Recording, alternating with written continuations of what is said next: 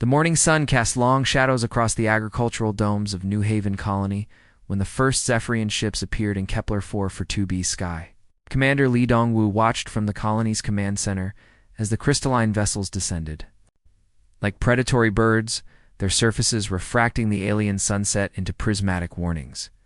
"Sir, they're requesting immediate evacuation of all human settlers." Communications Officer Park Sogin reported, her voice steady despite the tremor in her hands. "They claim this planet contains quantum crystals essential to their empire." Dongwoo studied the peaceful settlement below. 50,000 souls had spent decades turning this world into home. Families tended hydroponic gardens while children played in the carefully maintained parks. Dr. Kim. Taemin's research station hummed, with activity as his team cataloged the planet's unique ecosystem. "Tell them we have legal settlement rights under the Galactic Accords," Dongwoo replied. "This is our home." The Zephyrian response came not in words but in plasma fire that turned the eastern agricultural sector into molten slag. The blast shook the command center, and emergency alarms wailed through the corridors. Park Sojin's hands flew over her controls as she tried to establish contact with the affected sectors. "Commander, I'm getting no response from sectors 7 through 12, she reported, her voice breaking. The blast ... it took out everything. Through the reinforced windows, Dongwoo watched pillars of smoke rise from what had been thriving. Farmland just minutes before, families had been working those fields. Children had been playing in those parks. Now there was only fire and ash. The 3-day massacre that followed was methodical and calculated. The crystalline beings moved through the colony like exterminators, their psychic communications revealing their disgust at having to deal with primitive mammals. They broadcast every moment across subspace channels as a warning to other species they considered inferior. On the first day, they targeted the outer settlements. Farmer Kim Hyun-soo was tending his crops when the energy beam struck. His wife Lee Mayung tried to shield their twin daughters, but the Zephyrians showed no mercy. They moved with cold efficiency, treating human lives like obstacles to be. Remo VD, Dr. Kim Taemin, barricaded himself in his research station with his team. "We have to get the data out," he told his assistant, Dr. Choi Hyrin. "The galaxy needs to know what happened here." They worked frantically to upload their research to the emergency beacon, hoping someone would find it and remember what New Haven had been. The colonists tried to organize resistance. Security Chief Park Min-ho gathered every able-bodied person. With weapons training, they set up defensive positions around the main settlement. But their small arms were useless against the Zephyrians' advanced shields and armor. "We're not soldiers," Park Min-ho told his volunteers as they prepared for their last stand. "But we're fighting for our families, for our home. That has to count for something." It didn't. The Zephyrians swept through their defenses like they were made of paper. The crystalline beings communicated through psychic links, coordinating their attacks with perfect precision. They herded the surviving colonists into containment fields, separating families and sorting them like livestock. Young Mother Han Sujin clutched her baby son to her chest as the aliens forced them into transport pods. "Please," she begged in broken galactic standard. "It's just a baby. He's done nothing wrong." The Zephyrian soldier looked at her with eyes like cut glass. Through its psychic emanations, she could sense its thoughts. To this creature, humans were nothing more than vermin. The baby's cries were just noise to be silenced. By the second day, the colony's communications were cut. The Zephyrians had destroyed the long-range transmitters to prevent any calls for help. The colonists were trapped, isolated, and slowly being eliminated sector by sector. Teacher Yoon Jae-ho had been conducting a history lesson when the attacks began. Now he huddled in the school's basement with 30 frightened children, trying to keep them calm as the sounds of battle raged above. "Tell us a story, Mr. Yoon," whispered little Park Seo-jun, a happy one. Jae-ho forced a smile and began telling them about Earth, about the green fields and blue skies their grandparents had known. He spoke of a place where children could play without fear, where families could live in peace. He didn't tell them that they would never see such a place. On the final day, 8-year-old Han Yuri crouched in the ruins of her family's home. The screams had stopped hours ago, replaced by the mechanical sounds of Zephyrian cleanup crews. Her parents and little brother Jinho were gone. She was alone. With trembling fingers, she found her father's emergency recorder among the debris. The device was damaged but still working. She activated it one last time, knowing that someone, somewhere, might hear her words. "My name is Han Yuri," she whispered into the recorder. "They killed everyone. Mama, Papa, my little brother Jinho. They said we were just animals. Please, ... please remember us." The transmission cut to static as crystalline footsteps approached her hiding place. The last human voice from New Haven fell silent, but her message had already begun its journey across the void, carrying with it the seeds of something the Zephyrians had never encountered before. They had shown no mercy. Soon, they would learn what that truly meant. 6 months later, the transmission reached Earth. The long journey through space had carried Hanyura's final message across the void, and now it played on screens throughout the Emergency Defense Council chamber. Admiral Choi Haijin stood perfectly still, watching the footage that had shaken the entire human government. The images were terrible. Families being torn apart.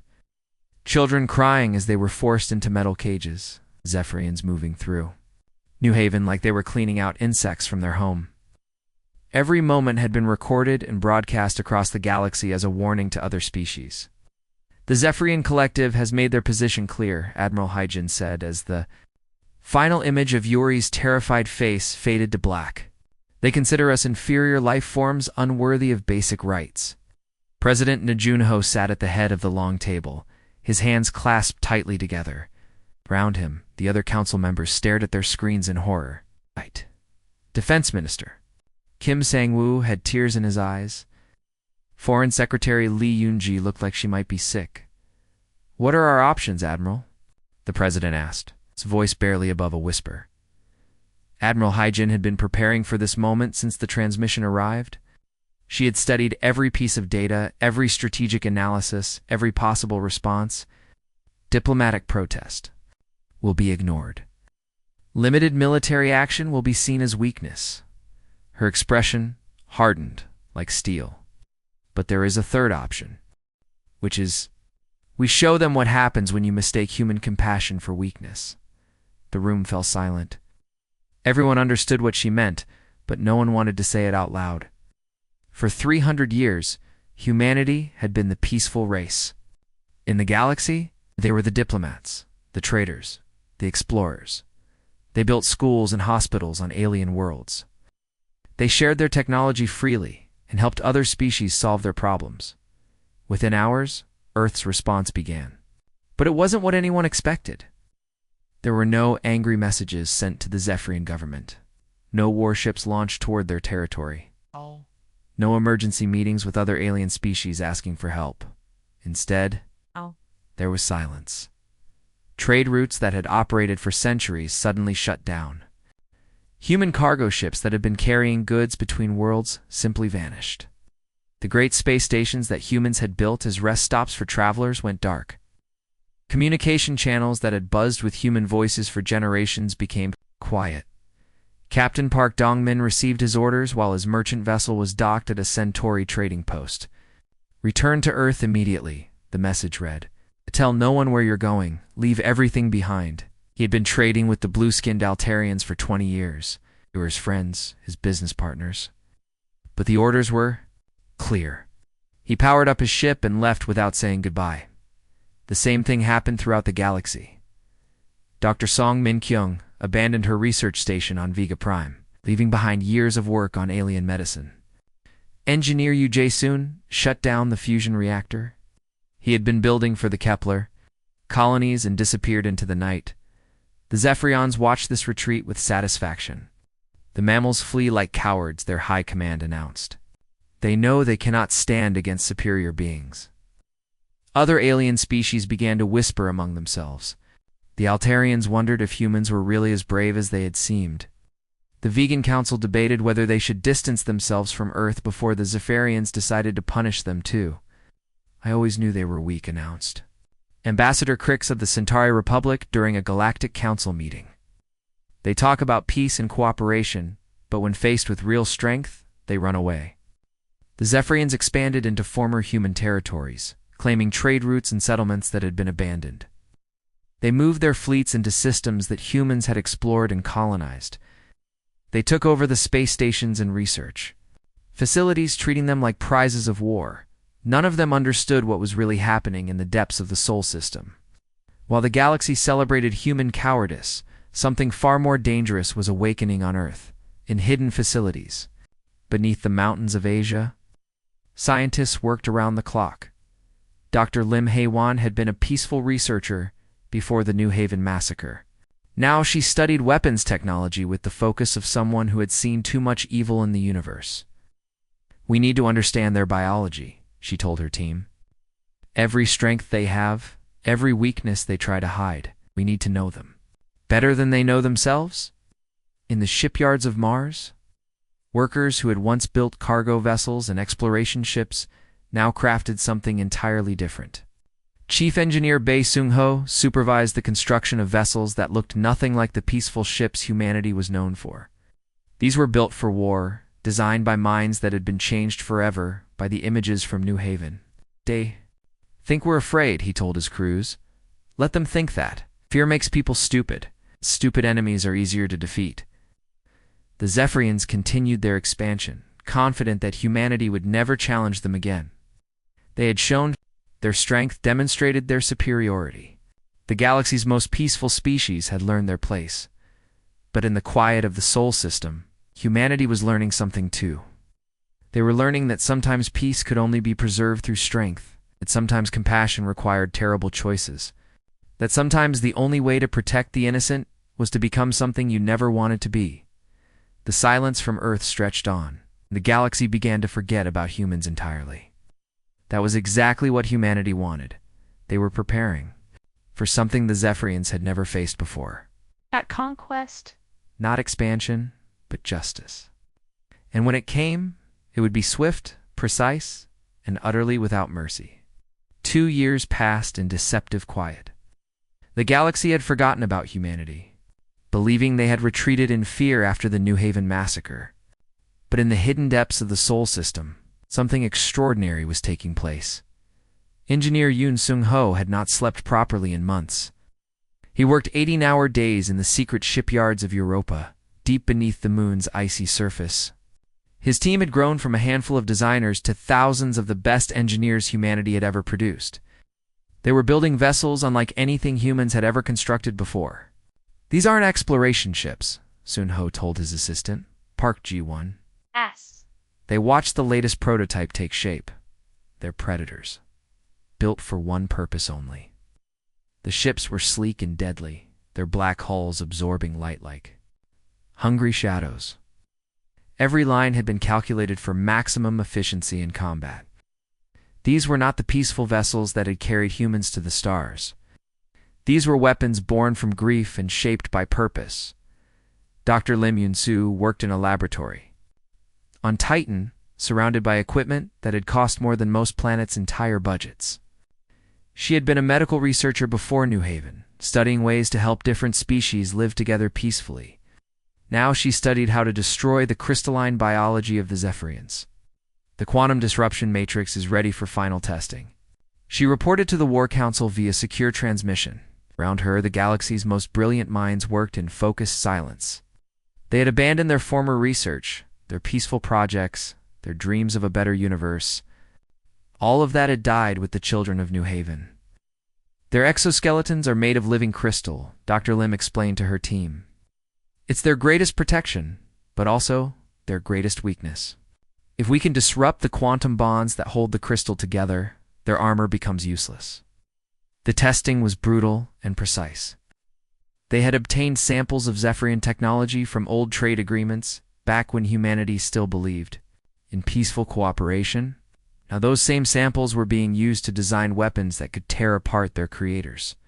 Meanwhile, intelligence officer Kong Do-haen worked in a bunker buried deep beneath the Himalayas. His team had spent 2 years intercepting every Zephyrian communication they could find. They listened to their military chatter, their civilian broadcasts, their private conversations. They learned everything about the species that had murdered 50,000 humans. Their society is entirely hierarchical. Kong briefed the War Council during one of their secret meetings. Everything depends on psychic communication from their leaders. Remove the command nodes, and their forces become confused and leaderless. They've never learned to function as individuals. This was crucial information. The Zephyrians had evolved as a collective species, sharing thoughts and decisions through their psychic network. They had never needed to learn independence or individual thinking. It was their greatest strength, but humanity would make it their greatest weakness. Look at this. Kong showed the council an intercepted battle recording. When their command ship was damaged in a fight with space pirates, the entire fleet stopped functioning. They just sat there, waiting for orders that never came. The pirates could have destroyed them all. Admiral Hejin studied the tactical reports with grim satisfaction. She had been a peaceful officer before New Haven, someone who preferred diplomacy to warfare. But watching those children die had changed something fundamental inside her. Now, she was something else entirely, a weapon pointed at the heart of an empire. Their psychic collective is their weakness, she told the assembled military leaders. We've developed jamming technology that can disrupt their communication. Without their network, they're just individuals who have never learned to think for themselves. The plan was elegant in its simplicity. Humanity would not try to match the Zephyrians' raw firepower or advanced technology. Instead, they would use the aliens' own nature against them. They would turn the collective mind that made them strong into the vulnerability that would destroy them. General Jung Minsu reviewed the training reports from across the human military. Our forces are ready, Admiral. 2 years of preparation, and every soldier knows what they're fighting for. The human military had transformed itself completely. Soldiers who had once been peacekeepers now trained for total war. They studied Zephyrian tactics, learned their weaknesses, and prepared for battles that would determine the fate of both species. The fleet is ready, Admiral Hejin announced during the final War Council meeting. All ships report combat readiness. The new weapons are tested and operational. Our forces are trained and equipped. Intelligence reports that the Zephyrians are completely unprepared for what we're planning. The room fell silent. For 2 years, they had worked toward this moment. 2 years of grief transformed into preparation. 2 years of turning sorrow into strategy. Where do we strike first? Asked General Jang Minsu. Admiral Hejin's smile was cold as winter. She looked at the star map showing Zephyrian territory, all those worlds they had claimed while humanity stayed silent. Her finger moved to a small colony world on the edge of their space. We show them exactly what they showed us, she said. But we do it better. We do it with precision. We do it with purpose. We do it in a way that will teach them the difference between murder and justice. The galaxy was about to learn that humanity's silence had not been surrender. It had been preparation. And now, the storm was ready to break. The human fleet emerged from dark space at the edge of Zephyrian territory like ghosts materializing from nightmares. 2 years of silence had ended, and now humanity revealed what they had been building in the darkness. The ships were unlike anything the galaxy had ever seen, sleek predators that moved with deadly purpose through the void. Their first target wasn't a military installation. It was Zephyr Prime 7, a peaceful colony world that mirrored New Haven in every way except species. The irony was deliberate and calculated. Admiral Choi Hai-jin had chosen this world specifically because it was home to Zephyrian families, just as New Haven had been home to human families, but humanity didn't simply destroy it. As the human ships took position around the planet, they deployed something the Zephyrians had never encountered. Before psychic dampening fields that Dr. Lim's team had perfected during their 2 years of preparation, the effect was immediate and devastating. The Zephyrians' collective consciousness, which had connected their minds for millions of years, suddenly went silent. For the first time in their evolutionary history, each crystalline being found themselves alone in their own mind, experiencing terror and isolation as individual entities. Commander Zekthara of the Colonial Defense Force felt the psychic network died like a light being switched off. The constant whisper of other minds, The shared thoughts and emotions that had guided every decision of his life vanished in an instant. He was alone, truly alone, for the first time ever. "What's happening to us?" he gasped, his voice echoing strangely in his own head. Around him, his fellow soldiers were experiencing the same shock. Some collapsed, overwhelmed by the sudden silence. Others stood frozen, unable to function without the guidance of the collective. The quantum disruption weapons followed, targeting the planetary defense systems with surgical precision. The energy beams struck the Zephyrian installations, and their crystalline structures began to crack and fail. The same technology that had protected them for centuries now became their weakness. "Shields are failing," reported Technical Officer Vex Mori, his voice filled with panic. "The quantum matrix is collapsing. I don't understand what's happening." For the first time in millennia, the Zephyrians felt vulnerable, mortal, afraid. Their protective exoskeletons, made of living crystal, began to crack under the assault of the human weapons. They had never experienced physical fear before, had never known what it meant to be defenseless. "This is Admiral Choi Hygiene of the Earth Defense Force," came the broadcast across all frequencies. Her voice was calm, controlled, but carried an edge of cold determination. "You have 30 minutes to evacuate all civilians. We are not like you. We do not murder children." The message was clear and deliberate. Humanity was offering mercy, something the Zephyrians had refused to give at New Haven. They were showing the difference between justice and revenge, between warfare and massacre. Colony Administrator Morthic tried to respond, but found himself unable to think clearly without the collective to guide him. We need guidance from the High Command," he stammered to his staff. "How do we respond to this threat?" But his staff was just as lost as he was, without their psychic network. They were individuals who had never learned to make independent decisions. The 30 minutes ticked by as they struggled to organize an evacuation they had no experience planning. The Zephyrian response was swift and desperate. Their battle fleets converged on the system from across their territory, but they found an enemy that had studied their every tactical doctrine. Captain Beakswaw's squadron was ready for them. "Remember the briefings?" she told her pilots over. They fight as a collective. Break their command structure, and they become confused. Target the command ships first. The human fighters moved with precision that shocked the Zephyrians. Every weakness in their battle formations had been studied and cataloged. Every tactical doctrine had been analyzed and countered. The aliens found themselves fighting an enemy that knew them better than they knew themselves. Admiral Crickster of the Zephyrian Third Fleet felt his confidence crumble as the human ships tore through his formations. "How do they know our tactics?" he demanded. "How do they predict our every move?" His tactical officer Kudathara was equally bewildered. "They're using our own strategies against us, sir. Like they've been studying us for years." They had. Every intercepted communication, every recorded battle, every piece of intelligence had been analyzed during humanity's 2 years of silence. The humans had learned to think like Zephyrians, to anticipate their moves, to turn their strengths into weaknesses. Lieutenant Commander Ominshin's stealth ships struck at the communication relays, further fragmenting the Zephyrian response. Without their psychic network already disrupted, the loss of their technological communications left them nearly blind and deaf. "Command ship down," reported one of Captain Beak's pilots. "The entire enemy formation is scattering." It was true. Without their command structure, the Zephyrian ships fled in different directions, each captain trying to make individual decisions they had never been trained to make. The coordinated fleet became a confused mob, easy prey for the human forces. The battle for Zephyr Prime 7 lasted only 6 hours. When it ended, the planet was intact, its civilians evacuated, and its military forces scattered. Humanity had delivered a message that echoed across the galaxy. They were not the same species that had been slaughtered at New Haven.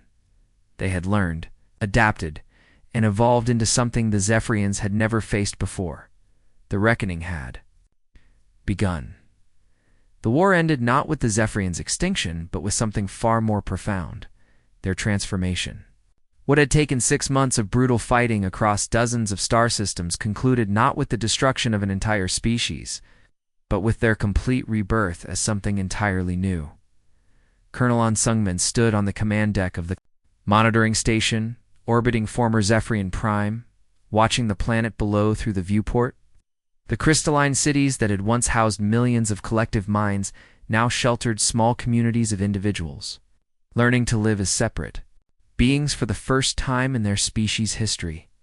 "The integration is proceeding better than expected," reported his aide, Lieutenant Kim Min-ji. Dr. Park Hae-young says the former Zephyrians are adapting to individual consciousness faster than we predicted. Down on the planet's surface, Dr. Park Hae-young worked with a group of former Zephyrian soldiers in what had once been their military command center. Now it served as a school where crystalline beings learned concepts that had been foreign to them for millions of years.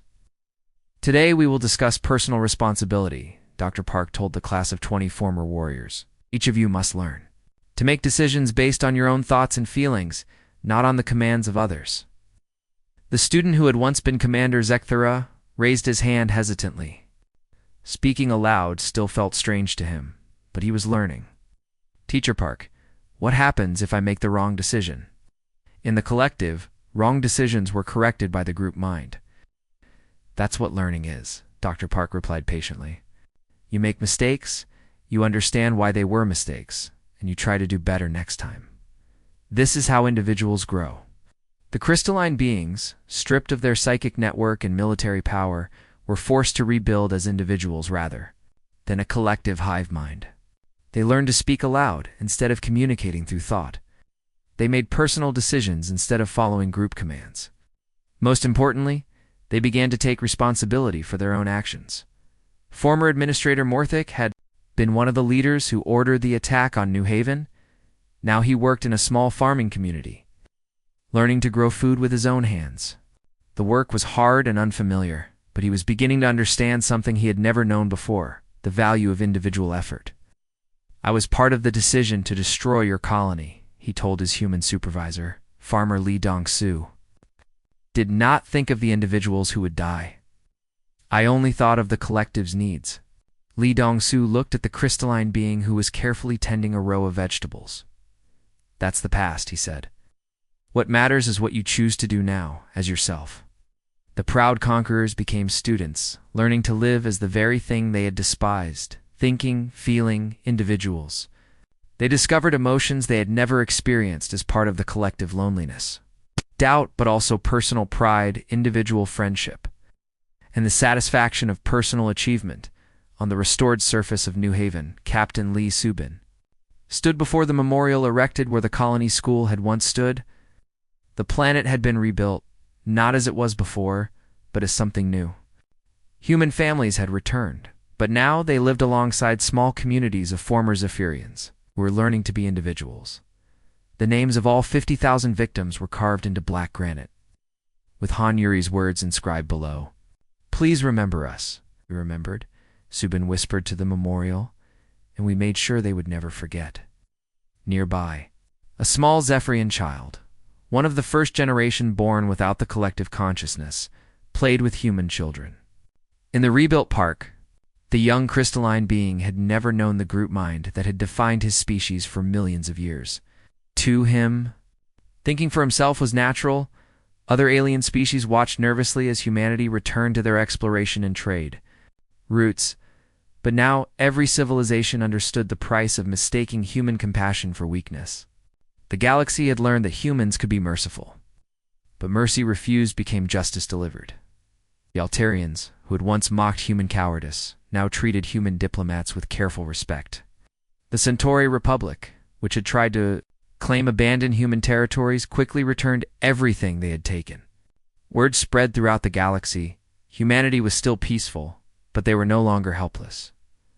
The Zephyrians, once proud rulers of star systems, now lived as individuals in small communities scattered across dozens of worlds. You're learning concepts like empathy, personal responsibility, and the value of every sentient life.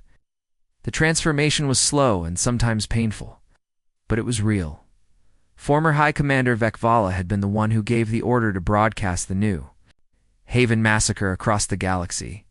Now he worked as a teacher in a small settlement, helping other former Zephyrians learn to read and write individual thoughts instead of sharing them psychically. "Why did you spare us?" he asked Dr. Park during one of their sessions. "Your species had every right to destroy us completely," because Dr. Park replied. "We learned that the best way to defeat an enemy is to help them become something better."